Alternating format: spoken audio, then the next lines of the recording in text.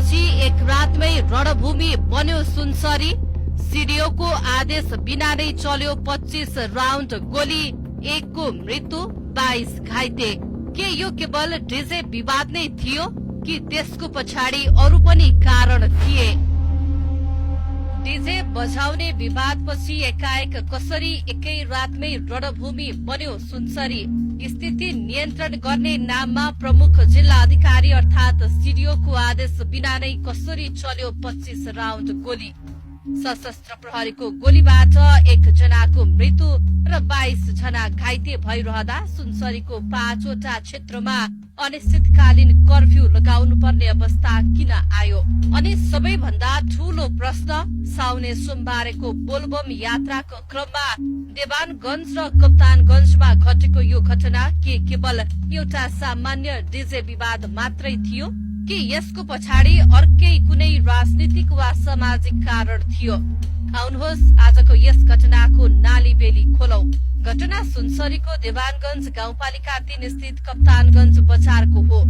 साउने सोमबारको बोलबम यात्राका लागि जल ल्याउन जानु लागेका युवाहरू र स्थानीय अर्को समूहबीच डीजे बजाउने विषयलाई लिएर मध्यरातमा भनाभन शुरू भएको थियो।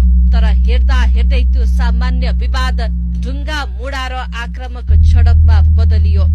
तनाव बढ्दै जाँदा मैदानमा सुरक्षा कमान्ड नै नहुँदा स्थिति झन भयावह बनेको देखिन्छ।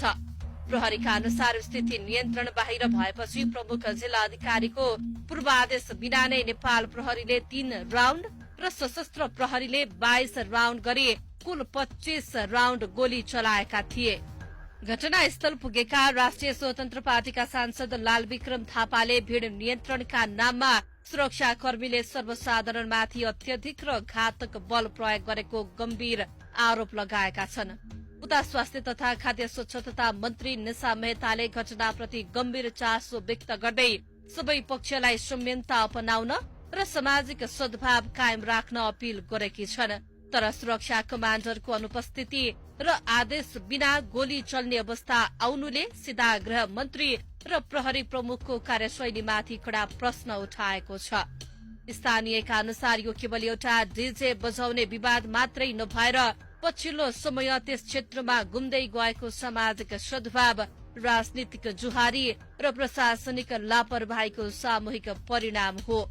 घटनापछि थप हिंसा नफैलियोस् भनेर जिल्ला प्रशासन कार्यालयले 5 वटा संवेदनशील स्थानमा कर्फ्यू र निषेधाज्ञा जारी गरेको छ। अहिले बजार र यातायात ठप्प छ भने प्रहरीले घटनाको भित्री कारणबारे सूक्ष्म अनुसन्धान गरिरहेको छ।